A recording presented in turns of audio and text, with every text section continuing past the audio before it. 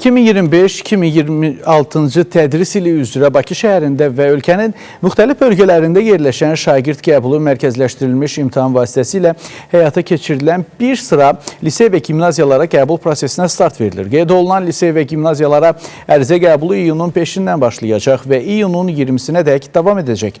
Xüsusi olaraq bildirilib ki, qəbul yalnız 6-cı sinif şagirdləri üçün, yəni 7-ci sinifə qəbul üzrə aparılacaq. Bu isə bəzi valideyn və şagirdlər arasında narazılıqlara səbəb olub. Qeyd edək ki, bu qərar çıxana qədər lisey və gimnaziyalara qəbul imtahanı 5, 6, 7, 8-ci siniflərə qəbul üzrə keçirilirdi. Bu bir gecənin içində bu nətər oldu ki, bu fikri dəyişdilər ki, 20 gün içində imtahan yoxdur.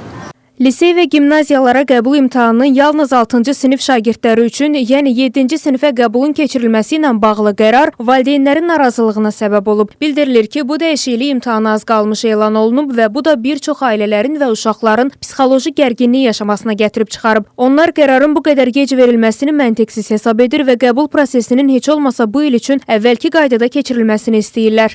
Mənim balam 2 ildir orada oxuyur, onu əziyyətin yerə vurublar. Niyə görə bir başımız çıxmır. 20 gün qalmış bunu belə eləyirlər. Bunu ya qabaqcadan deyirdilər ki, oxumasınlar uşaqlar, ya da ki, bunu imtahanı verərdilər, ondan sonra qərarı verərdilər də.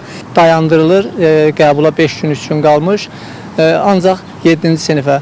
Burada yəni məntiq itir. Yaxşı, 4-cü sinifdən 5-ci sinifə imkan var növbəti ildə, 5-ci sinifdən 6-cı sinifə növbəti ildə imkan var, 6-cı sinifdən 7-ci sinifə.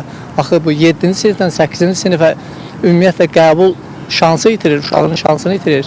Valideynlər bildirirlər ki, övladları aylarla lisey və gimnaziya imtahanlarına hazırlaşıb, əlavə dərslərə qatılıb, sınaq imtahanlarında iştirak edib. Bu hazırlıqlar həm maddi, həm də mənəvi baxımdan ailələr üçün ciddi çətinliklər yaradıb. Onların sözlərinə görə bir çox ailələr bu məqsədlə yüksək məbləğdə vəsait xərcləyib. Fəndə gedirdi, hər fənd 100 manatdan götürün vaxtda. Birinin gücü çatır, birinin çatmır.